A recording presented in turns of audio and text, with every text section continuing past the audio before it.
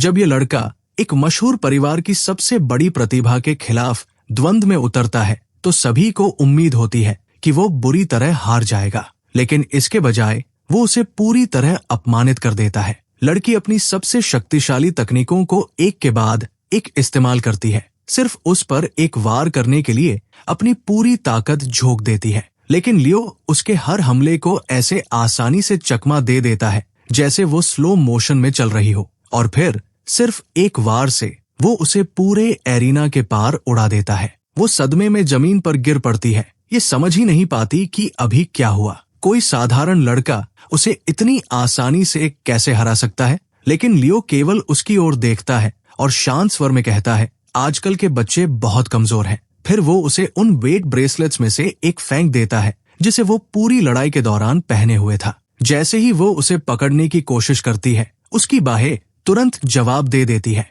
दोनों हाथों का इस्तेमाल करने पर भी वो उसका भयानक वजन नहीं संभाल पाती और दयनीय अवस्था में जमीन पर गिर पड़ती है। यही उनकी ताकत के बीच का असली अंतर था। उसी क्षण लड़की को एक डरावनी बात का एहसास होता है। शुरुआत से ही उसके पास उसके खिलाफ जीतने का कोई मौका नहीं था। लेकिन असली सवाल ये है कि ये राक्षस आखिर है कौन? दरअसल लियो प्लॉप कोई साधारण लड़का नहीं है। वो वास्तव में 5000 साल पहले का पुनर्जन्म लिया हुआ एक महान नायक है। वही व्यक्ति जिसने इतिहास के सबसे महान हीरोज पार्टी के साथ मिलकर कभी मानवता को बचाया था। वो एक बच्चे के रूप में जागता है, जबकि उसकी माँ उसे उन महान नायकों की कहानी पढ़ रही होती है जिन्होंने कभी दुनिया को बचाया था। लेकिन हमारे लड़के के लिए ये एक बड़ा झटका होता है कि उसका पिछला नाम केल कहीं भी उल्लेखित नहीं है, और ये बात उसे तुरंत क्रोधित कर देती है। वो समझ नहीं पाता कि उसके जैसा व्यक्ति इतिहास से कैसे मिटाया जा सकता है,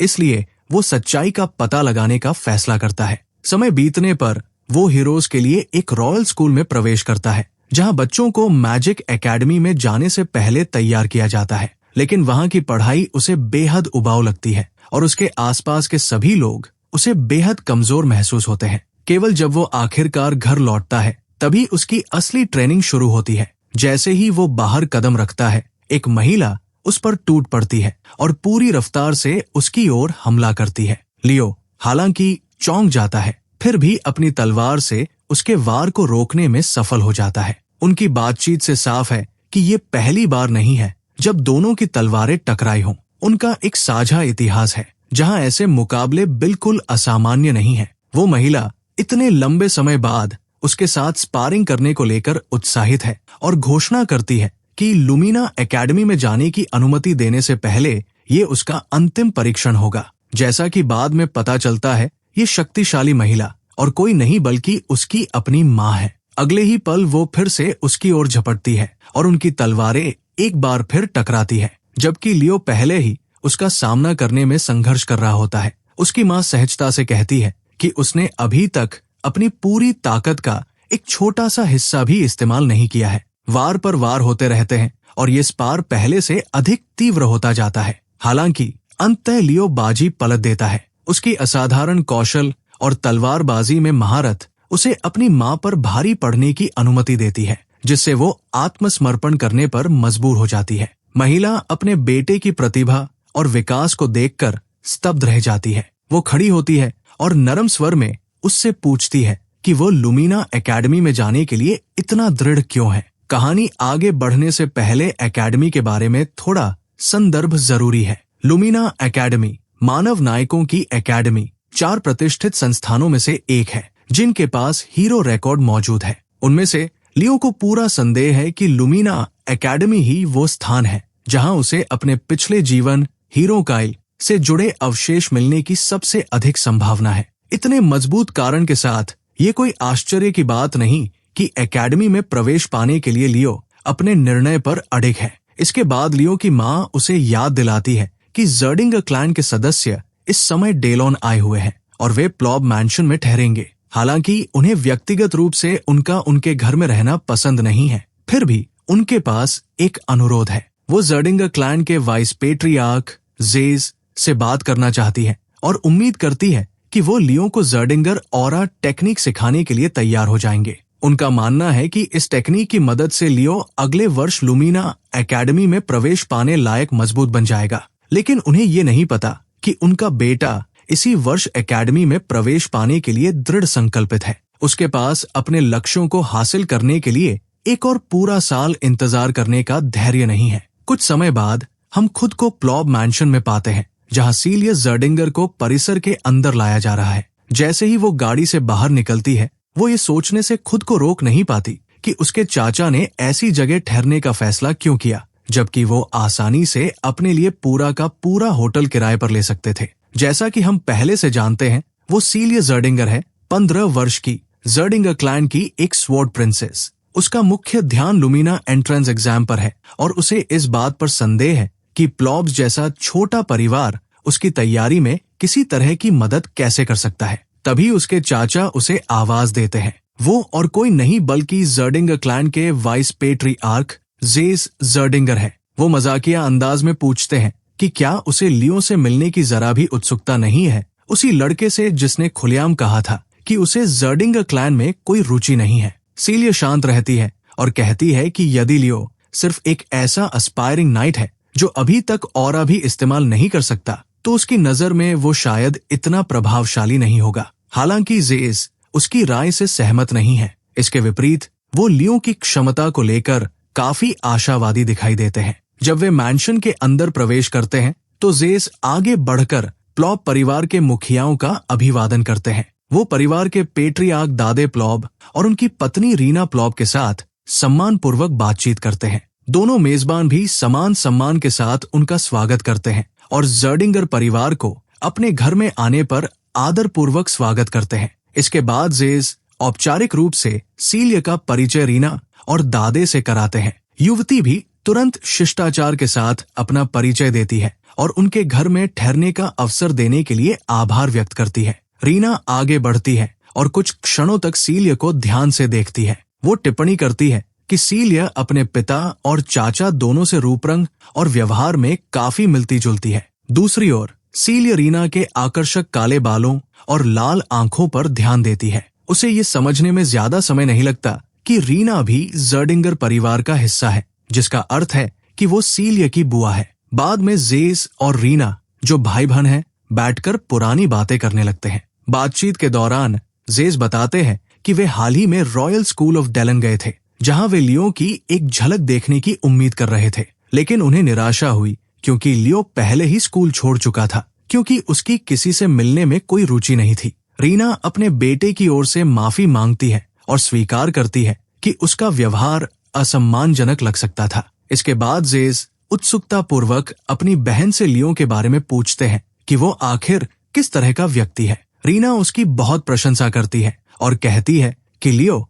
अविश्वसनीय रूप से प्रतिभाशाली है। उनकी बात सुनकर जेस पूछते हैं कि क्या लियो वास्तव में जर्डिंगर फ्लेम्स का उत्तराधिकारी बनने योग्य है। रीना अपने बेटे की प्रशंसा जारी रखती है, लेकिन ये स्पष्ट कर देती है कि वो केवल एक गर्वित मां होने के नाते ऐसा नहीं कह रही है। लियो में वास्तव में वह प्रतिभा और क्षमता है जो उसे जर्डिन लेगेसी के योग्य बनाती है। ये सुनकर जेस काफी उत्सुक हो जाते हैं। हालांकि उन्हें अपनी बहन के निर्णय पर भरोसा है, फिर भी वो अंतिम राय बनाने से पहले स्वयं लियो की परीक्षा लेना आवश्यक समझते हैं। कुछ समय बाद हम लियो को शांत बैठा हुआ देखते हैं, जो ध्यान केंद्रित करने की कोशिश कर रहा है। अपना छोटा सा अनुष्ठान पूरा करने के बाद वो स्वयं से कहता है कि उसने आखिरकार ऐसा वेसल प्राप्त कर लिया है जो उसकी जरूरत की हर चीज को धारण करने में सक्षम है। लियो इस बात पर विचार करता है कि उसने अब तक ऑरा क्यों नहीं सीखा। इसका कारण उसके शरीर की अनोखी प्रकृति में छिपा है। यदि वो बहुत जल्दी ऑरा को स्वीकार कर लेता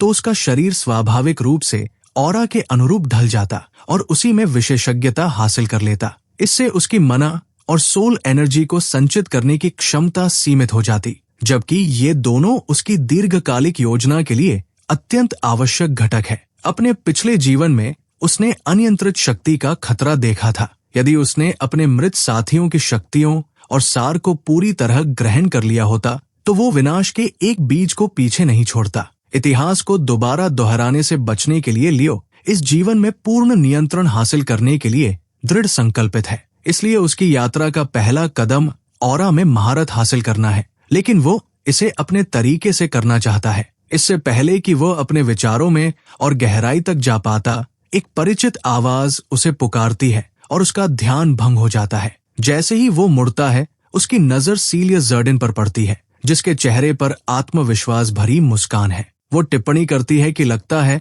उसने आखिरकार ट्रेनिंग की बुनियादी बातें समझनी शुरू कर दी है। हालांकि उसकी बातों में हल्का सा व्यंग्य छिपा होता है, फिर भी वो आगे बढ़कर उसे तलवारबाजी में मार्गदर्शन देने की पेशकश करती है, यदि वो इसके लिए तैयार हो। दूसरी ओर हमारे लड़के को बिल्कुल पता नहीं होता कि वो आखिर है कौन, इसलिए वो अपना परिचय सीलिया जर्डिन के रूप में देती है, और यदि विशेष रूप से कहना हो तो दुनिया की प्रसिद्ध स्वॉर्ड प्रिंसेस के रूप में। परिचय समाप्त होते ही लियो सीधे मुद्दे पर आ जाता है। वो कहता है कि हालांकि उसे ये जानकर सम्मान महसूस हो रहा है कि उसने उसके बारे में सोचा, लेकिन उसका किसी ऐसे व्यक्ति से मार्गदर्शन लेने का कोई इरादा नहीं है जिसे वो स्वयं से कम कुशल मानता है। जाहिर है ये सुनकर लड़की नाराज हो जाती है, क्योंकि उसकी बात ऐसे लगती है मानो वो खुद को उससे ज्यादा मजबूत बता रहा हो। इस पर लियो स्पष्ट करता है कि यदि ये जीवन मृत्यु की लड़ाई हो तो शायद वह उससे ज्यादा मजबूत है, क्योंकि वो स्वयं ऑरा का उपयोग नहीं कर सकता। लेकिन यदि केवल तलवारबाजी की बात हो तो ये बिल्कुल अलग मामला है, और उसे पूरा विश्वास है कि वो उसे आसानी से संभाल सकता है। सीलिया उसकी इस बात को चुनौती के रूप में लेती है, इसलिए वो आसपास देखती है और उपलब्ध कई तलवारों में से एक उठा लेती है। वो साबित करना चाहती है कि उसके पास जो है वो सिर्फ बेबुनियाद आत्मविश्वास है, और वह उसे द्वंद्व में हराकर ये साबित करने का इरादा रखती है। उसके मन में ये भी है कि भले ही लियो ऑरा सीख ले, फिर भी वो उसे कभी नहीं हरा सकता। वो बस उसे वास्तविकता का कठोर सबक सिखाना चाहती है। वो आगे कहती है कि यदि वह अपने एक सप्ताह के प्रवास के दौरान जीत जाती है तो लियो उसका सेवक बन जाएगा। लियो इस शब्द से बिल्कुल प्रभावित नहीं होता और बदले में पूछता है कि यदि वो जीत गया तो क्या होगा। निष्पक्षता बनाए रखने के लिए वो जवाब देती है कि यदि लियो जीत गया तो वो उसकी सेविका बन जाएगी। अब जब शर्त तय हो चुकी होती है, लियो एक प्रैक्टिस स्वॉर्ड उठाता है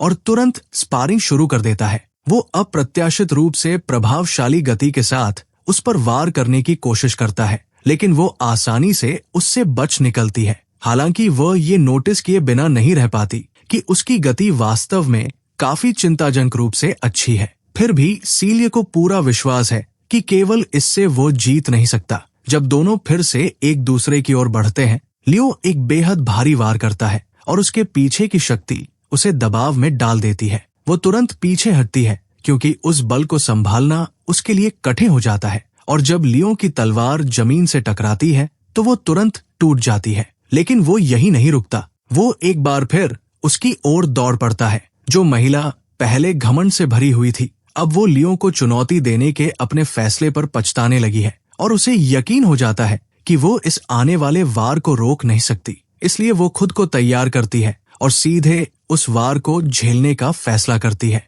लेकिन सभी के आश्चर्य के लिए उसे कोई नुकसान नहीं पहुंचता, क्योंकि अंतिम क्षणों में उसने ऑरा आर्मोर का उपयोग कर लिया था, जबकि ये स्पार का हिस्सा नहीं था, क्योंकि ये मुकाबला केवल तलवारबाजी के लिए था। अपनी गलती स्वीकार करने के बजाय कि वो उसके हमले से बच नहीं पाई, वो बहाना बनाती है और दावा करती है कि ये सिर्फ एक स्वाभाविक प्रतिक्रिया थी। लेकिन लियो घोषणा करता है कि वो पहले ही जीत चुका है और अब इससे कोई फर्क नहीं पड़ता। स्वाभाविक रूप से ये सुनकर वो विश्वास नहीं कर पाती, क्योंकि वो इतनी आसानी से उसे जीत देने के लिए तैयार नहीं है। लियो को पहले से इसकी उम्मीद थी, इसलिए वो अपने जादुई वेट ब्रेसलेट्स उतार फेंकता है, जिन्हें वह अपनी शारीरिक शक्ति को सीमित रखने के लिए पहने हुए था। अगले ही वार में वह सचमुच उसकी बैरियर को चकनाचूर कर देता है, जिससे लड़की पूरी तरह स्तब्ध रह जाती है। इस बीच लियो उस पर कोई दया नहीं दिखाता और उसे अपनी पूरी शक्ति का अनुभव करा देता है। बाद में आंगन में घूमते हुए लियो की मुलाकात अपनी माँ से होती है,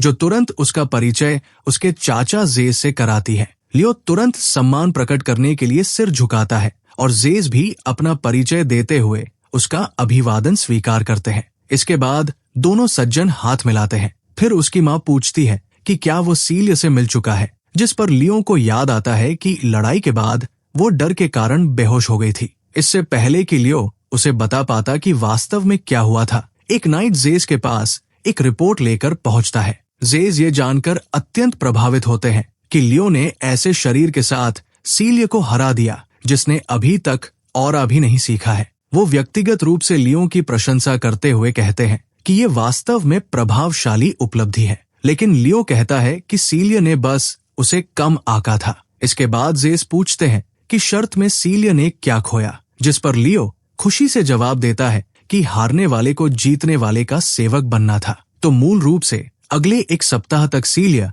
उसकी नौकरानी रहने वाली है। जितना जेस को ये विचार पसंद नहीं आता, उतना ही वो अपने वचन को निभाने के महत्व को भी समझते हैं। फिर भी वो साफ कर देते हैं कि सीलिया जर्डिंगर परिवार से है, इसलिए वो उसे वास्तव में नौकरानी के काम करने का आदेश नहीं दे सकते। वो उम्मीद करते हैं कि लियो इस वादे को वापस ले लेगा और बदले में वो स्वयं उसे कहीं अधिक मूल्यवान इनाम देने की पेशकश करते हैं। लेकिन लियो तुरंत इस प्रस्ताव को अस्वीकार कर देता है। वो अपने चाचा को बताता है कि ये शर्त सिर्फ सीलिया और उसके बीच हुई थी और जब तक वो जर्डिंगर नाम धारण करती है तब तक उसे अपने शब्दों की जिम्मेदारी लेनी होगी। इसके बाद उसके चाचा उससे पूछते हैं कि क्या वह जर्डिंगर क्लैन की ऑरा ब्रीदिंग मेथड सीखने का अवसर भी छोड़ने को तैयार है। लियो एक बार फिर व्यंग्यपूर्ण जवाब देता है। उसका मानना है कि किसी भतीजी को शर्मिंदगी से बचाने के उद्देश्य से दी गई ऑरा ब्रीदिंग मेथड को सीखने में कोई मूल्य नहीं है।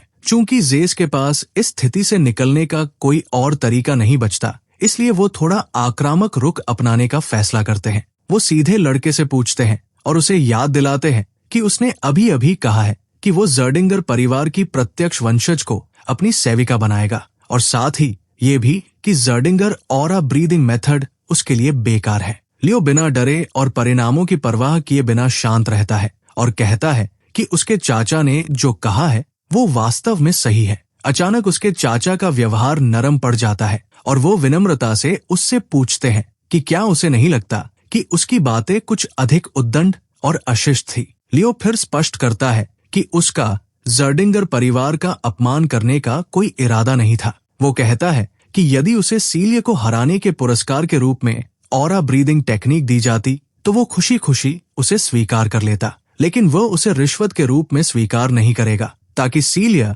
अपनी हार के परिणामों से बच सके। उसका कहना है कि यदि उसके चाचा सीलिया की हार को स्वीकार नहीं करना चाहते तो इसका अर्थ है कि वे मानते हैं कि वो उससे बेहतर है और केवल गलती से हार गई। लेकिन लियो साफ कर देता है कि यदि सीलिया ने उसके खिलाफ पूरी गंभीरता से भी मुकाबला किया होता तब भी जीत उसी की होती। ये सुनकर लियो की माँ अपने बेटे पर और अधिक गर्व महसूस करती है। वही उसका भाई भी लियो की ऐसी सोच सुनकर काफी प्रभावित होता है। ये तथ्य कि इस बच्चे ने सिर्फ इसलिए प्रस्ताव ठुकरा दिया क्योंकि उसे अपने चाचा का व्यवहार पसंद नहीं आया, इस बात को और उजागर करता है कि वो कितना असाधारण बच्चा है। वो मन ही मन चाहता है कि ऐसा बच्चा वास्तव में जर्डिंगर परिवार का सदस्य होता। इसके बाद जेस अपने नाइट्स को संकेत देते हैं और आदेश देते हैं कि सीलिया को नौकरानियों के निवास स्थान पर भेज दिया जाए। फिर वो लियो की ओर मुड़कर उसे ये अधिकार देते हैं कि वो अपने चाचा को किसी सम्मान सूचक उपाधि के बिना संबोधित कर सकता है। उस छोटी सी बातचीत के बाद लियो वहां से चला जाता है और जेस अपनी बड़ी बहन से गर्व के साथ कहते हैं कि घर लौटने के बाद वो अपने बड़े भाई को जरूर मनाएंगे ताकि वे लियो को शक्तिशाली तकनीक फीनिक्स ब्रेथ सिखा सकें। बाद में दृश्य लियो के कमरे में बदल जाता है। सबसे पहली चीज जो दिखाई देती है वो सीलिया का पूरी तरह शर्म से भरा चेहरा है। वो शर्मिंदगी से लगभग पागल हुई जा रही है और खुद को सीलिया दी मेड कहकर परिचित कराती है, जो अगले एक सप्ताह तक लियो की सेवा करेगी। लियो तो ये सब देखकर काफी आनंद ले रहा है जब वो खुद को इस तरह पुकारती है। कौन सोच सकता था कि उसका सामान्य शाही अंदाज साधारण नौकरानी के कपड़ों में भी इतना अच्छा लगेगा, और ये पोशाक उस पर बेहद जंच रही है। सीलिया उसके द्वारा की जा रही प्रशंसा से कुछ चिढ़ी हुई लगती है क्योंकि वो खुद भी अच्छी तरह जानती है कि वो सुंदर है। लियो माफी मांगता है और कहता है कि उसका उसे अपनी बातों से असहज करने का कोई इरादा नहीं था, लेकिन वो स्वीकार करता है कि उसका एक मित्र था जो सुंदरता की बहुत अधिक प्रशंसा करता था और शायद वही आदत उस पर भी असर कर गई है। उसे याद आता है कि वो मित्र हमेशा कहा करता था कि अनंत काल की सुंदरता की कोई तुलना नहीं है और यदि कभी इस दुनिया में शांति लौट आई तो वो अपना बाकी जीवन सभी तक सुंदरता पहुंचाने में बिताएगा। जिस मित्र की वो बात कर रहा है वो और कोई नहीं बल्कि द्वारविन मास्टर स्मिथ द्वेनो है। अचानक सीलिया की नजर उस पुस्तक पर पड़ती है जिसे लियो पढ़ रहा होता है और वो उत्सुकता पूर्वक उसके बारे में पूछती है। लियो बताता है कि जब वो छोटा था तब वो इसे अक्सर पढ़ा करता था। ये वही पुस्तक है जिसे the great hero of the beginning के नाम से जाना जाता है। सीलिया को याद आता है कि वो स्वयं ये पुस्तक तब पढ़ती थी जब वो केवल 5 साल की थी। ये देखकर कि उसे ये विशेष पुस्तक कितनी पसंद है, वो बुकशेल्फ के पास जाती है और एक दूसरी किताब निकालते हुए कहती है कि काइल के बारे में बहुत सारी किताबें मौजूद है। इसके जवाब में लियो कहता है कि इतिहास की कई महान उपलब्धियों का श्रेय किसी एक नायक को देना मुश्किल होता है। उसका मानना है कि जिन उपलब्धियों को एक ही नायक के नाम से जोड़ा जाता है वे वास्तव में समय के साथ कई नायकों के सामूहिक प्रयासों का परिणाम हो सकती है। संक्षेप में वो ये संकेत देने की कोशिश कर रहा था कि काइल की उपलब्धियों का श्रेय भी अन्य नायकों को दे दिया गया है, लेकिन सीलिया ऐसी बातों को तुरंत खारिज कर देती है और कहती है कि काइल शायद एक धोखेबाज था जिसने महान नायकों की उपलब्धियों का श्रेय लेने की कोशिश की थी। कम से कम अधिकांश लोग तो यही मानते हैं और जाहिर तौर पर वो भी उन्हीं में से एक है। स्वाभाविक रूप से लियो ये सुनकर खुश नहीं होता कि दुनिया के लोग काइल को एक नकली धोखेबाज मानते हैं जिसका दुनिया में कोई योगदान नहीं था। इसके बाद वो काइल की सारी चर्चा को एक तरफ रख देता है और फैसला करता है कि ट्रेनिंग शुरू करने से पहले नाश्ता करने का समय हो गया है। सीलिया तुरंत अपने किरदार में आ जाती है और एक नौकरानी की तरह विनम्रता से अपने युवा स्वामी से पूछती है कि क्या वो उसके साथ ट्रेनिंग कर सकती है। बाहर से वो पूरी तरह विनम्र और शिष्ट दिखाई देती है, लेकिन भीतर ही भीतर उसके मन में लियो के प्रति काफी नकारात्मक विचार चल रहे होते हैं। फिर भी उसे साथ निभाना पड़ता है क्योंकि वह उसकी ताकत का रहस्य जानना चाहती है। लियो उसकी इच्छा पूरी करने के लिए तुरंत ट्रेनिंग हॉल की ओर चल पड़ता है। कुछ समय बाद हम सीलिया को घुटनों के बल बैठे हुए भारी सांसें लेते हुए देखते हैं। पहले दौर के बाद लियो उसे अपनी राय देता है। वो कहता है कि लड़ाई के दौरान जब उसकी सहन शक्ति अपनी सीमा तक पहुंच जाती है तो उसकी प्रतिक्रिया की गति धीमी हो जाती है और उसकी गतिविधियों के बीच अधिक अंतराल आने लगते हैं, और जब ऐसा होता है तो वो खुद को खुला छोड़ देती है, ठीक वैसे ही जैसे अभी कर रही है। लेकिन सीलिया को यकीन नहीं होता कि अपने शरीर को इस तरह थकाना वास्तव में ट्रेनिंग के लिए उपयोगी है। लियो सकारात्मक जवाब देता है क्योंकि उसका मानना है कि आजकल के युवा बहुत कमजोर हो गए हैं। उसके अनुसार अतीत की तुलना में ऑरा टेक्निक्स काफी विकसित हो चुकी है और शायद इसी कारण लोगों ने शारीरिक प्रशिक्षण पर उतना ध्यान देना बंद कर दिया है। ऑरा किसी व्यक्ति की शारीरिक शक्ति को बढ़ाने की अनुमति देता है और यदि शरीर को प्रशिक्षित किया जाए तो ऑरा भी अधिक मजबूत होता है। सीलिया केवल कमजोर कहलाना नहीं चाहती, इसलिए वो हिम्मत जुटाकर एक और दौर के लिए खड़ी हो जाती है। शुरू करने से पहले वो लियो को चेतावनी देती है कि वो उसे कम आंकना बंद कर दे, लेकिन उसका लापरवाह हमला उल्टा पड़ जाता है जब लियो केवल एक वार से उसे दूर उछाल देता है और वह जमीन पर जा गिरती है। इस बिंदु तक पहुंचते पहुंचते वो लगातार एक के बाद एक अपमानजनक हार झेलकर पूरी तरह निराश हो चुकी होती है। इसके बाद लियो उसे एक ब्रेसलेट देता है जिसे पकड़ने के लिए वो तुरंत अपने हाथ आगे बढ़ा देती है, लेकिन उसे नहीं पता होता कि इस ब्रेसलेट में वेट मैजिक भरा हुआ है जिससे उसका वजन असाधारण रूप से अधिक है। इस बीच लियो एक रहस्यमयी मुस्कान दिखाते हुए अपने इरादे प्रकट करता है। जाहिर है अब से वो चाहता है कि सीलिया इसी ब्रेसलेट को पहनकर ट्रेनिंग करे। अगले दिन हम जेस को भी दोनों की ट्रेनिंग देखते हुए पाते हैं। सीलिया को इतनी कठिनाई में देखकर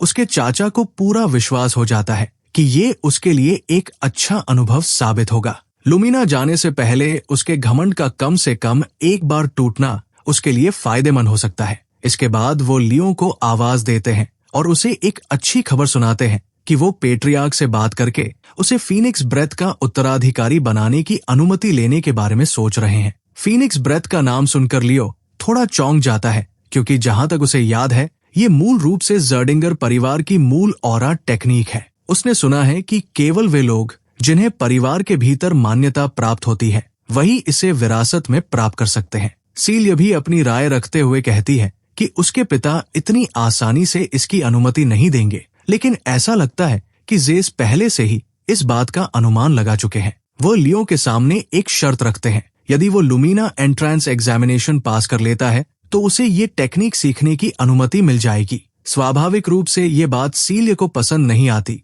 क्योंकि उसकी नजर में लियो सिर्फ एक ऐसा लड़का है जो अभी तक ऑरा भी इस्तेमाल नहीं कर सकता। और चूंकि लुमिना एंट्रेंस एग्जामिनेशन में वास्तविक लड़ाइयां शामिल होती हैं, इसलिए ये उसके लिए बेहद खतरनाक होगा। खैर, लियो ये स्वीकार करने से नहीं हिचकिचाता कि उसके पास वास्तविक युद्ध का कोई अनुभव नहीं है, लेकिन हम सभी जानते हैं कि ये तभी सच है जब उसके पिछले जीवन को नजरअंदाज कर दिया जाए। जेस अब लियो की राय का इंतजार करते हैं, जिस पर हमारा लड़का तुरंत सहमत हो जाता है, बशर्ते उसके माता पिता इस निर्णय से सहमत हों। एक सप्ताह बीत जाता है और आखिरकार लुमिना एंट्रेंस एग्जामिनेशन का दिन आप पहुंचता है, जब प्रतिभागी छात्रों के बीच सीलिया जर्डिंगर जैसी प्रसिद्ध शख्सियत को देखा जाता है तो सभी आश्चर्यचकित रह जाते हैं। इस बीच सीलिया लियो पर तंज कसते हुए पूछती है कि क्या वो घबराया हुआ महसूस कर रहा है। ऐसा लगता है कि इतने समय तक उसकी निजी नौकरानी बने रहने के बाद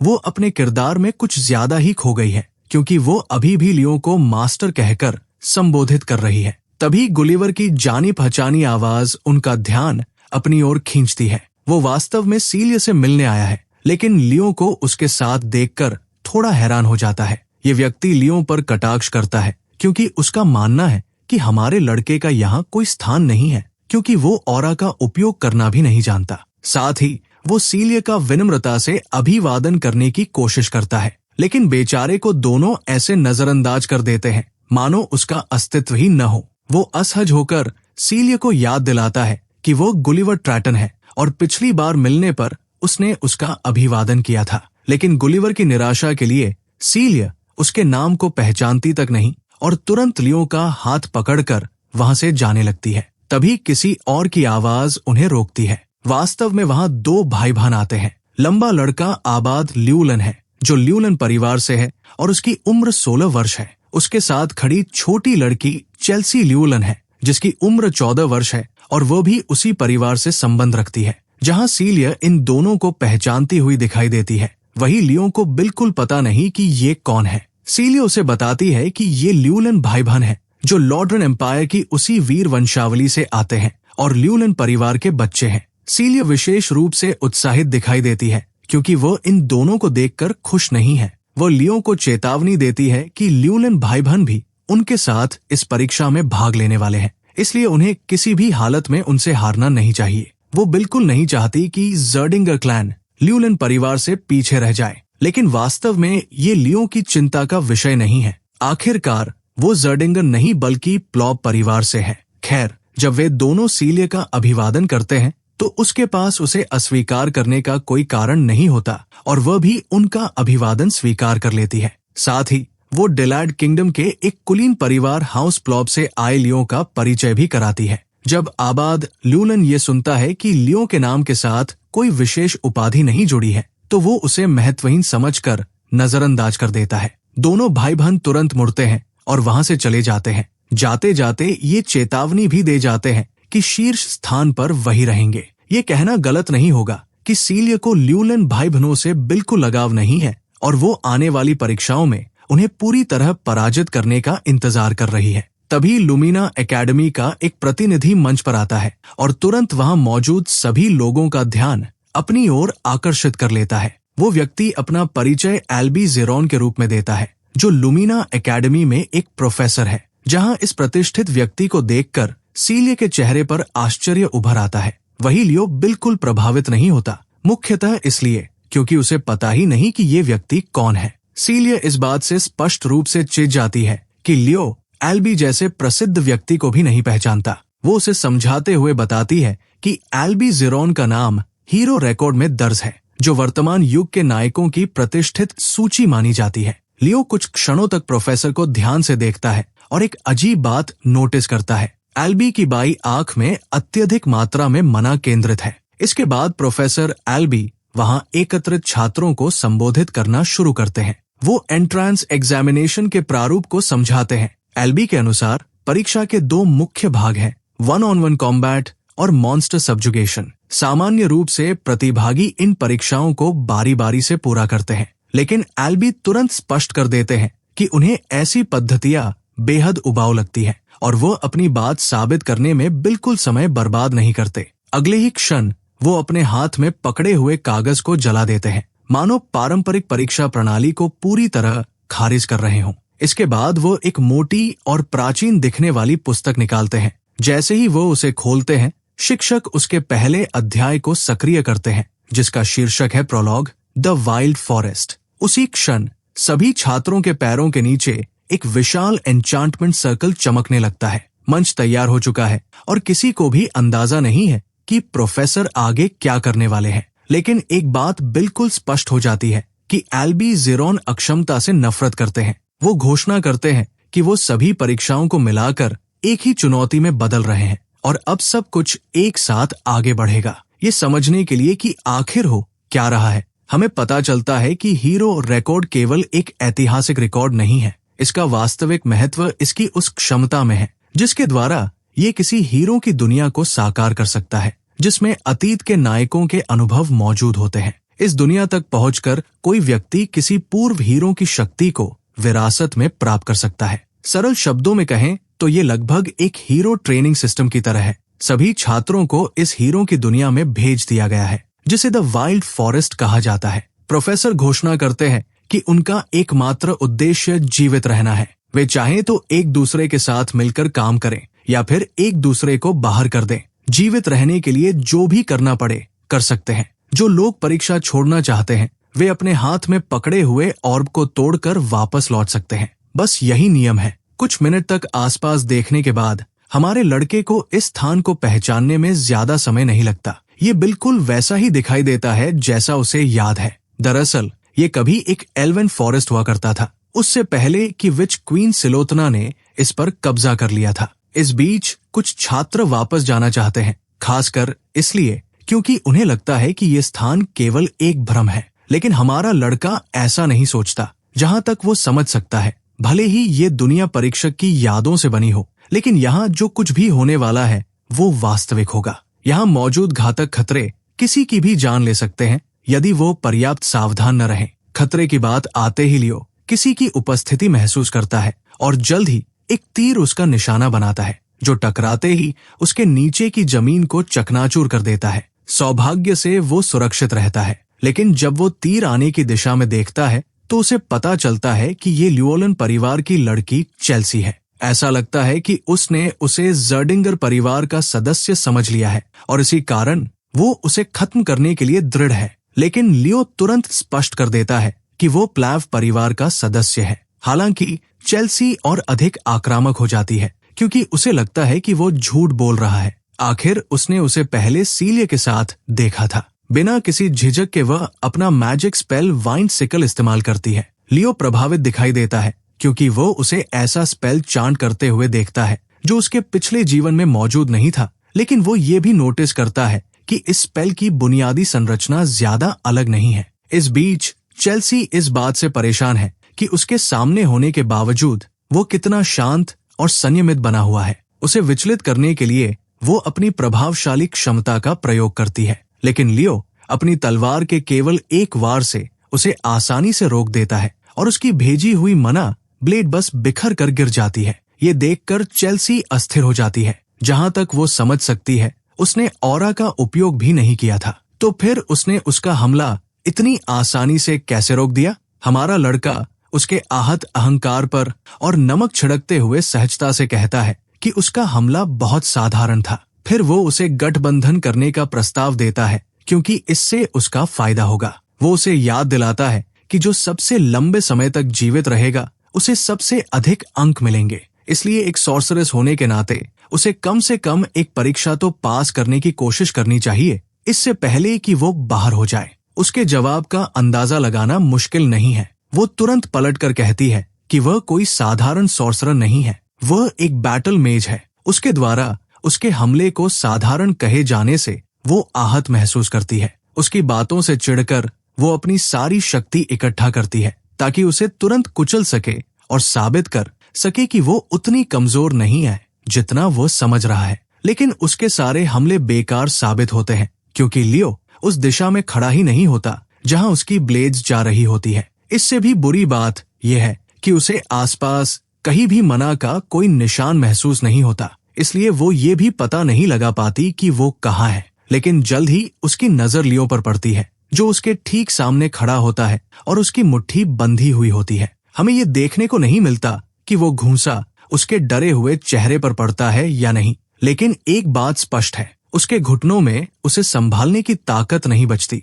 जो हमारे लड़के की जीत का साफ संकेत है। हालांकि लियो एक बार फिर उसे याद दिलाता है कि यदि वो अपना मन बदल ले तो साथ मिलकर काम करने का उसका प्रस्ताव अभी भी कायम है। इससे पहले कि हम उसका जवाब सुन पाते, दृश्य लुमिना एकेडमी के फैकल्टी सदस्यों की ओर बदल जाता है, जो एक डिजिटल विंडो के माध्यम से ये सब देख रहे होते हैं। वे ये देखकर उत्साहित है कि आखिरकार परीक्षा में रोमांच बढ़ने लगा है। वापस चेल्सी की ओर लौटते हैं। ऐसा लगता है कि उसे बिल्कुल भी दया नहीं मिलने वाली। लियो ने उसे एक पेड़ के तने से बांध दिया है और उसके चेहरे के भाव साफ दिखाते हैं कि उसके इरादे इस बेचारी लड़की के लिए ज्यादा अच्छे नहीं हैं। वह ये भी सुनिश्चित करता है कि एक छोटा सा अलाव जला दिया जाए, क्योंकि रात होने लगी है। आग तेज होने लगती है और लपटें उस संकट में फंसी लड़की की ओर बढ़ने लगती है, जो तने से बंधी हुई है। आग की लपटों को देखकर वो घबरा जाती है, लेकिन यदि वो लियो के साथ सहयोग करने के लिए तैयार हो जाए तो इस स्थिति से बच सकती है। मगर ये लड़की बेहद जिद्दी है और साफ इनकार कर देती है। वो स्पष्ट कर देती है कि उसे अपने भाई के अलावा किसी और के साथ गठबंधन करने की जरूरत नहीं है। वो कुछ वाइंड मैजिक इस्तेमाल करने की कोशिश करती है, लेकिन उसके सारे प्रयास बेकार साबित होते हैं, क्योंकि लियो पहले ही एक ऐसा स्किल लगा चुका है जो मैजिक को सीमित कर देता है। हालांकि मन ही मन वो स्वीकार करता है कि उसके पास इस स्किल को लंबे समय तक बनाए रखने के लिए पर्याप्त मना नहीं है, इसलिए ये ज्यादा देर तक टिकने वाला नहीं है। आखिरकार लड़की सोचती है कि उसे इस मुसीबत से निकलने के लिए मैजिक की जरूरत भी नहीं है और वो खुद को छुड़ा सकती है। लेकिन यही वजह है कि लियो वहीं मौजूद है। वो पूरी तरह तैयार है उस पर नजर रखने के लिए, ताकि वो कोई चालाकी न कर सके। बिना किसी झिझक के वो आग की तीव्रता और बढ़ा देता है। जल्द ही लपटें उसकी ओर बढ़ने लगती है, यहाँ तक कि उसके कपड़े भी जलने लगते हैं। अब ये उसके धैर्य की अंतिम सीमा होती है।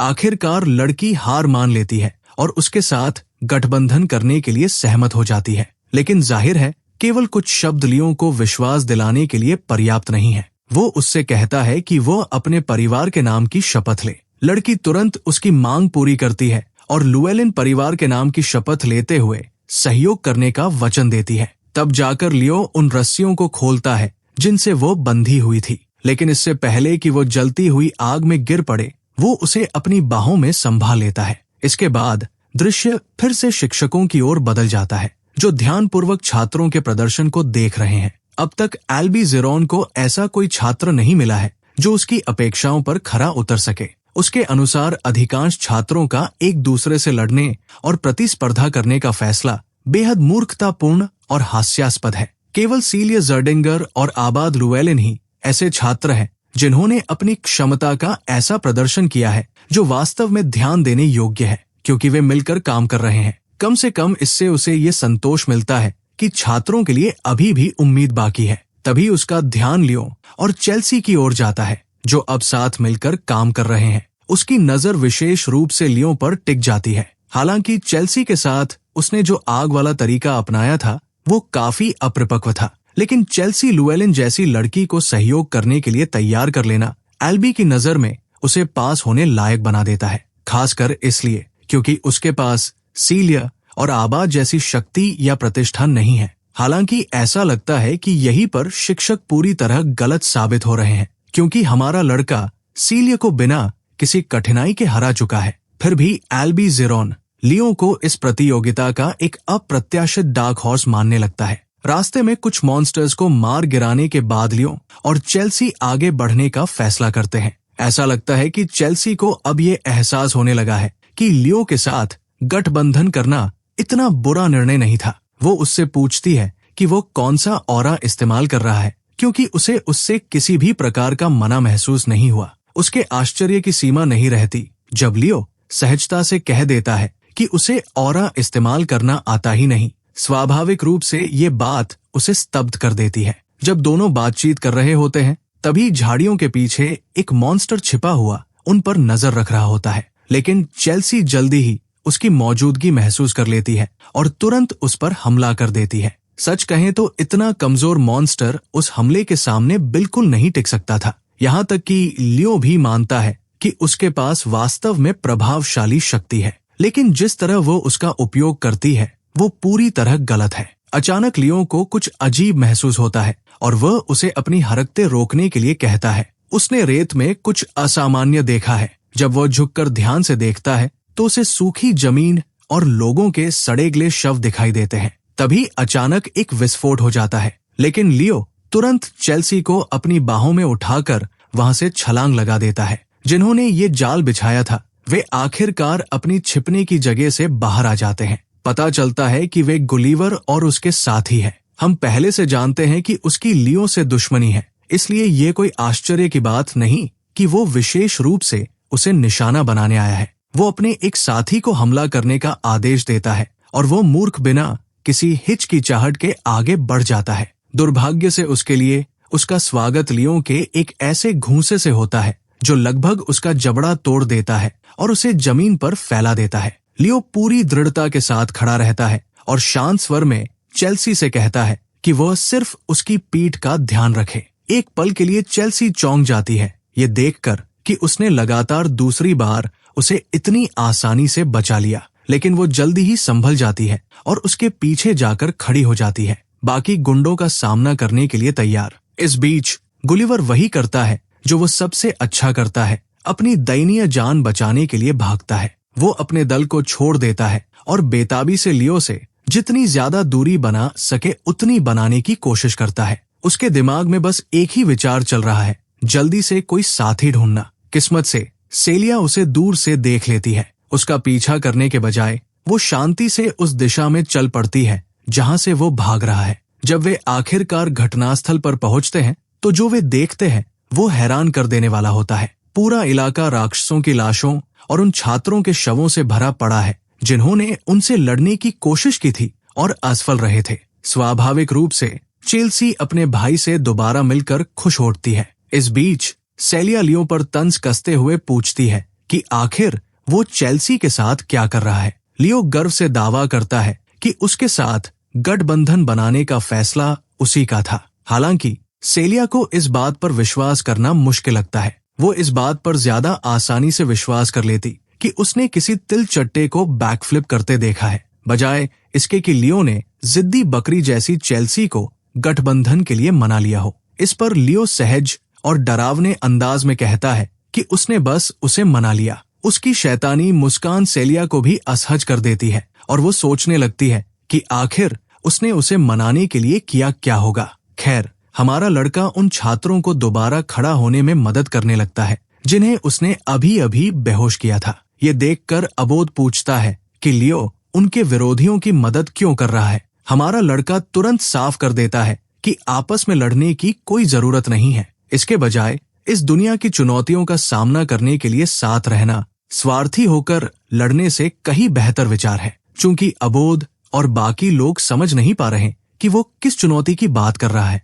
लियो उनका ध्यान पास पड़ी सड़ी-गली लाशों की ओर दिलाता है और किसी बड़ी समस्या की ओर इशारा करता है। जमीन पर पड़ी लाशों को देखकर एक छात्र टिप्पणी करता है कि ऐसा लगता है जैसे उनमें से सारी नमी खींच ली गई हो। लियो स्पष्ट करता है कि यहाँ सिर्फ यही अजीब बात नहीं है। वो बताता है कि ये जगह अचानक पूरी तरह राक्षसों की मौजूदगी से खाली लग रही है, मानो राक्षस किसी चीज से डर रहे हों। जैसे कोई उच्च स्तरीय राक्षस प्रकट हो गया हो और उसने जंगल के बाकी राक्षसों को डराकर भगा दिया हो। जैसे जैसे सारी बातें समझ में आने लगती हैं, अबोध को आखिरकार पता चल जाता है कि क्या हो रहा है। उसकी समझ के अनुसार हीरो अल्बी की पहली उपलब्धि एक उच्च स्तरीय राक्षस को हराना थी। तभी उन्हें दूर से एक विशाल गर्जना सुनाई देती है, किसी निकट और अशुभ चीज के जंगल की गहराइयों में हरकत करने की आवाज। वो गर्जना वातावरण को तनाव से भर देती है। ये साफ संकेत था कि राक्षस ने आखिरकार स्वयं को प्रकट करने का फैसला कर लिया है। इस बीच गुलिवर अकेला जंगल में लड़खड़ाता हुआ आगे बढ़ रहा है और उसके हाथ में एक मशाल है। वो बेहद डरा हुआ दिखता है और मुसीबत में होने के बावजूद उसका कमजोर दिमाग जीवित रहने से ज्यादा हमारे लड़के से बदला लेने पर केंद्रित है। अचानक उसे अपने पैरों के पास एक लाश दिखाई देती है और अंधेरे की इस चादर के पीछे कुछ ऐसा भी है जिससे वो ठोकर खाकर गिर पड़ता है। अंधेरे में जो उसने देखा वो एक विशाल राक्षस था। वो राक्षस एक विशाल मकड़ी जैसा दिखता है और काफी भूखा प्रतीत होता है। अब तक ये साफ हो चुका है कि गुलिवर लगभग मर चुका है। चलिए देखते हैं कि प्रोफेसर अल्बी और छात्रों के साथ क्या हो रहा है। पता चलता है कि कुल 500 छात्र परीक्षा में असफल हो चुके हैं। असली समस्या ये है कि चयन प्रक्रिया में कम से कम 100 छात्रों का चयन होना जरूरी है, लेकिन परीक्षा में अब केवल 50 छात्र ही बचे हैं। किसी तरह चयन करने के लिए खुद को मजबूर करने के बजाय प्रोफेसर का मानना है कि वो केवल उन्हीं उम्मीदवारों को चुनेगा जो उसकी अपेक्षाओं पर खरे उतरते हों। आखिरकार प्रधानाचार्य ने उसे जिम्मेदारी इसी विश्वास के साथ सौंपी थी कि वो सर्वश्रेष्ठ उम्मीदवारों का चयन करेगा। अल्बी कठिन समय में नायकों को खोजने में विश्वास रखता है। उसकी रुचि लियो प्लाव में बढ़ गई है, जो अप्रत्याशित प्रतिभा वाला एक डार्क हॉर्स है। सवाल ये है कि क्या ये डार्क हॉर्स इस कठोर परीक्षा को पार कर पाएगा? परीक्षा में मौजूद छात्रों के दृश्य पर वापस चलते हैं। वे तेजी से आगे बढ़ रहे हैं और अंधेरे वातावरण के कारण रास्ता पहचानने में कठिनाई हो रही है। सेलिया अपनी तलवार को प्रकाशित करती है और दावा करती है कि उसने आगे कुछ देखा है। उसकी तलवार की लाल चमक उस भयावह मकड़ी का चेहरा उजागर करती है जो इस समय अपने शिकार को निगल रही है। ये दृश्य उनके दिलों में डर भर देता है और आबाद खतरे को खत्म करने के लिए तुरंत एक मेज स्पेल का उपयोग करने दौड़ पड़ता है। हालांकि लियो तुरंत उसे रोक देता है और गुलिवर को क्रिस्टल तोड़ने की सलाह देता है। जाहिर है गुलिवर इस समय मकड़ी के दांतों के बीच उसका नाश्ता बन रहा है, इसलिए वो मुश्किल से हिल भी पा रहा है। वो नीले क्रिस्टल को तोड़ने का फैसला करता है, जिससे बिजली की एक लहर उस प्राणी के मुंह के अंदर पहुंच जाती है। अपनी तैयारियां पूरी होने के बाद आबाद अपना वाइन फैंग स्पेल चार्ज करता है और उस डरावने प्राणी पर छोड़ देता है। उसका हमला राक्षस को घायल करने में सफल होता है, लेकिन उसे मार गिराने में असफल रहता है। वे चारों ये समझकर भयभीत हो जाते हैं कि वे किस स्तर के खतरे का सामना कर रहे हैं। ये डरावनी मकड़ी स्पाइडर प्रिंसेस टेरेंटुला है और ये बिल्कुल भी प्यारी नहीं है। एक छात्र मूर्खता से नजदीकी हमला करने की उम्मीद में उस पर झपट पड़ता है, लेकिन बहुत जल्द उसे उसकी औकात दिखा दी जाती है जब एक ही वार उसके शरीर पर पड़ता है और वह जमीन पर जा गिरता है। अगली बारी सेलिया की आती है, जो घमंड से मान रही होती है कि वो एक ही हमले में लड़ाई खत्म कर देगी। प्रोमिनेंट स्पेल को सक्रिय करके वो लाल रंग की एक तीखी लेकिन विनाशकारी किरण छोड़ती है, जो प्राणी के शरीर को भेद देती है और उसे दर्द की लहरों से भर देती है। हालांकि मकड़ी एक टैंक जितनी मजबूत होती है और जल्दी ही संभल जाती है, जिससे सेलिया का तरीका भी बेकार साबित होता है। आबाद इस मौके पर उसे समझाने की कोशिश करता है और दावा करता है कि एक मेज और एक नाइट की विनाशकारी शक्ति की तुलना नहीं की जा सकती। वो रैफल नामक वाइन स्पेल छोड़ता है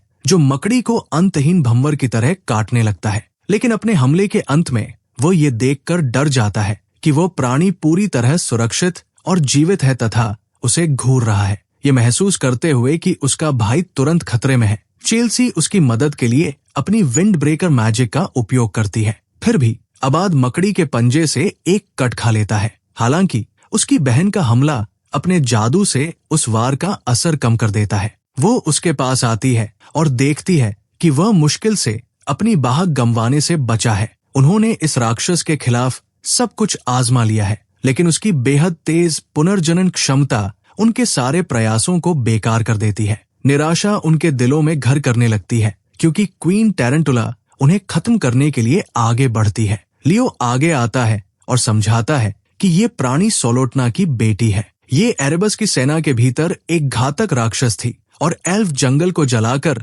राख कर देने की जिम्मेदार थी। इतना ही नहीं, लियो ये भी सोचता है कि प्रोफेसर अल्बी की बाई आंख में उसने जो मना महसूस किया था, उसमें फेरी किंग के मना के संकेत मौजूद है। टेरेंटुला शापित वाइल्ड फॉरेस्ट पर शासन करती थी। उसने न केवल एल्फों के जंगल को नष्ट कर दिया था, बल्कि फेरी किंग के उस सबसे भरोसेमंद साथी को भी खा लिया था जिसने उसके खिलाफ विद्रोह किया था। उस समय लियो को विश्वास था कि लूना ने टेरेंटुला को पराजित कर दिया था, लेकिन वास्तविकता कुछ और निकलती है। टेरेंटुला जीवित बच गई थी क्योंकि उसने फेरी किंग के सहायक को निगल लिया था, जिसके पास अनंत जीवन ऊर्जा का स्रोत एक अमूल्य आर्टिफैक्ट के रूप में मौजूद था, जिसे रिंग ऑफ लाइफ कहा जाता था। अबाद लकड़ी के लट्ठे जितना जिद्दी है और सोचता है कि यदि ये परीक्षा का हिस्सा है तो इस राक्षस को खत्म करना उसी का काम है। वो और सेलिया दोनों अपने दम पर इस प्राणी को हराने की उम्मीद में लगातार हमले करने लगते हैं। टेरेंटुला उनके प्रकोप को सहन कर लेती है, लेकिन लियो सोचता है कि ये सब बेकार है क्योंकि ये प्राणी लगातार पुनर्जीवित होता रहेगा। वास्तव में सबसे पहले उनका ही मना खत्म होगा। अंतिम प्रयास के रूप में सेलिया उससे पूछती है कि इस राक्षस से कैसे निपटा जाए। लियो समझाता है कि इसके लिए 2 लोगों की टीम वर्क की जरूरत है, लेकिन उसके सुझाव का तुरंत अबाद विरोध कर देता है, जो स्वार्थी रूप से इस राक्षस को अकेले हराना चाहता है। यही हाल सेलिया का भी है। दोनों बच्चों जैसी हरकतें कर रहे होते हैं, तब हमारा लड़का आगे आता है और उन्हें सच्चाई का एहसास कराता है कि यदि वे मिलकर इस राक्षस को नहीं हराएंगे तो वे सभी असफल हो जाएंगे। आखिरकार उसकी बात उनके दिल तक पहुंच जाती है। अबाद उनके साथ मिलकर काम करने की संभावना पर विचार करता है और सोचता है कि ऐसा संयुक्त हमला तैयार करने में अभी भी समय लगेगा जो इस प्राणी को एक ही बार में मार सके। समस्या ये है कि उनके अलावा कोई भी इस राक्षस को रोक नहीं सकता, इसलिए ये मुश्किल होने वाला है। उनकी लड़ाई में योगदान देने का फैसला करते हुए लियो कहता है कि वो उनके लिए कुछ समय खरीद सकता है। सेलिया सोचती है कि वो पागल हो गया है और उसे याद दिलाती है कि वो अभी ऑरा का उपयोग भी नहीं कर सकता। लियो पुष्टि करता है कि अपनी वर्तमान स्थिति में वह उनके लिए 5 मिनट से ज्यादा समय नहीं निकाल पाएगा।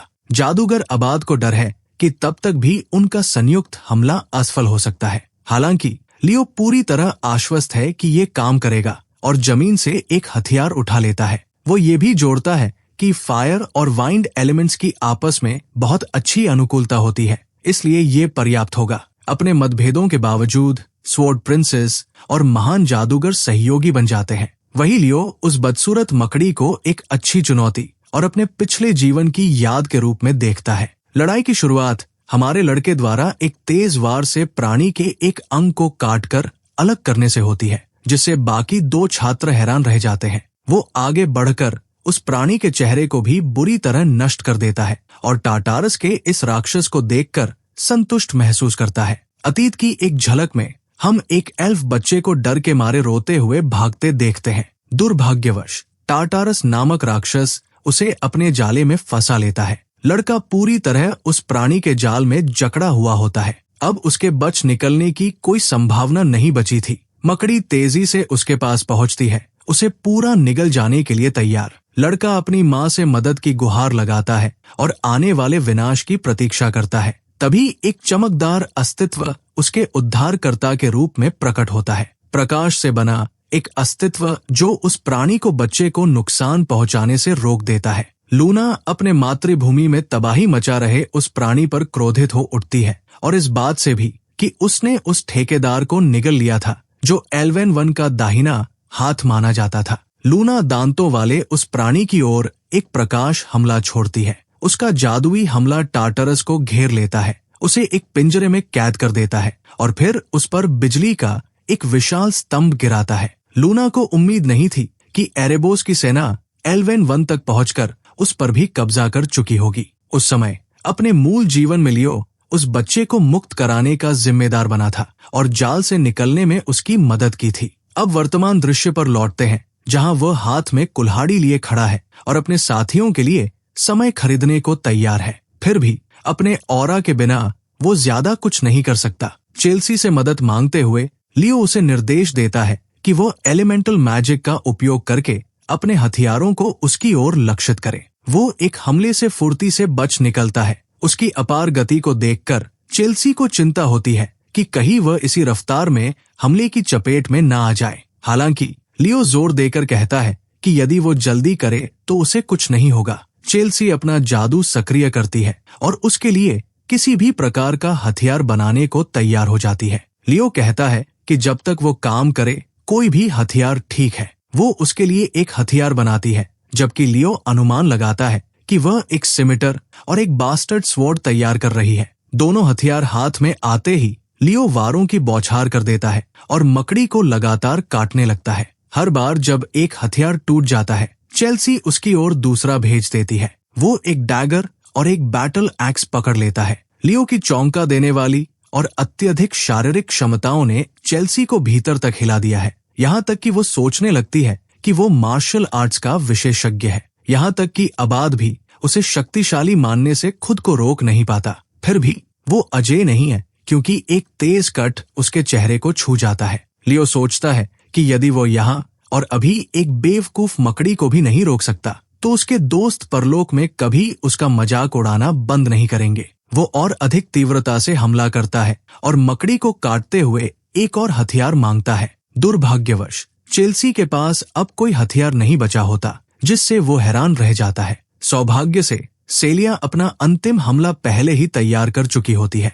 वो आग का एक गर्जन करता हुआ सर्पिल छोड़ती है, जो उस प्राणी को भस्म कर देता है और उसे एक ही बार में पराजित कर देता है। रिंग ऑफ लाइफ उसके शरीर से बाहर गिर जाती है और अंततः राक्षस वश में कर लिया जाता है। सेलिया जमीन पर गिर पड़ती है और इस बात के लिए आभारी होती है कि अब सब कुछ खत्म हो गया है। फिर भी वो 5 मिनट तक टार्टरस को रोके रखने में लियो के अमानवीय प्रदर्शन के बारे में सोचना बंद नहीं कर पाती। सेलिया उसकी प्रशंसा करने की कोशिश करती है, लेकिन चेल्सी उससे भी तेज निकलती है। वो उसकी सबसे बड़ी प्रशंसक बन चुकी है और सोचती है कि उसका अभी का प्रदर्शन किंवदंतियों के नायकों के बराबर था। लियो इस बारे में ज्यादा नहीं सोचता, लेकिन ये लड़की उसके लिए पूरी तरह दीवानी हो चुकी है, क्योंकि वो बैटल मेज स्पेशलिस्ट बनना चाहती है। वो उससे सीखने की विनती करती है। मजेदार बात यह है कि सेलिया उम्मीद कर रही होती है कि चेल्सी को उससे विशेष प्रशिक्षण मिले, ताकि उसे असली कष्ट का स्वाद मिल सके। खैर, हमारा लड़का रिंग ऑफ लाइफ उठा लेता है, जिससे प्रिंस सिलिड एक परी के रूप में प्रकट होते हैं। वो उनका नाम लेकर उनकी याददाश्त को फिर से जागृत करता है। ये सुनकर वो वापस अंगूठी के भीतर चले जाते हैं और सिलिड को फेरी किंग के रूप में स्वीकार करते हैं। ये सब प्रोफेसर अल्बी द्वारा आई ऑफ मना की खोज कर लेने की वजह से संभव हुआ। परीक्षण क्षेत्र की उल्टी गिनती शुरू हो जाती है। टाई स्टेज को पार करने पर उन्हें फेरी किंग्स प्लेज का पुरस्कार मिला है। स्थानांतरण होने से पहले लियो अपने पिछले जीवन के किसी व्यक्ति को पहचान लेता है। अब आगे बढ़ते हैं अकादमी के प्रिंसिपल कैलन बैडियन की ओर, जो पश्चिमी क्षेत्र की परीक्षा रिपोर्ट की समीक्षा कर रहे हैं। उनका सहायक सोचता है कि अल्बी की सख्त शर्तों के कारण आखिर कितने छात्र परीक्षा में पास हुए होंगे। प्रधानाचार्य ये देखकर काफी आश्चर्यचकित होते हैं कि 40 छात्र परीक्षा से सफल होकर निकले हैं। हालांकि ये संख्या फिर भी बहुत अधिक नहीं है। वो ज्यादा निराश नहीं होते, क्योंकि उन्हें लगा था कि अधिकतम 10 छात्र ही पास हो पाएंगे। इसके बावजूद ये एक बड़ी उपलब्धि है। सेलिया और अबाद उनकी अपेक्षाओं के अनुसार शीर्ष उम्मीदवार प्रतीत होते हैं। प्रधानाचार्य ने यह भी सुना कि किसी छात्र को उस वर्ष का प्रतिनिधि बनने के लिए अनुशंसित किया गया है। सबसे चौंकाने वाली बात यह है कि स्वयं अल्बी ने किसी छात्र की सिफारिश की है। वे लगभग निश्चित थे कि ये उम्मीदवार या तो जर्डिंगर परिवार का होगा या फिर लेवेलिन उम्मीदवार होगा, लेकिन जैसा कि पता चलता है, ये उम्मीदवार कोई ऐसा व्यक्ति है जिसके बारे में पहले किसी ने सुना तक नहीं था। एक ऐसा नाम जिसने प्रदर्शन के मामले में सेलिया और अबाद दोनों को पीछे छोड़ दिया था। अब हम प्रोफेसर अल्बी की ओर आते हैं, जो लड़के की क्षमताओं का गहराई से आकलन कर रहे हैं। उन्होंने नाइट डिवीजन के प्रतिनिधि के रूप में छात्र लियो प्लाउब की सिफारिश की थी। प्रोफेसर के मुंह से इस प्रतिभाशाली छात्र की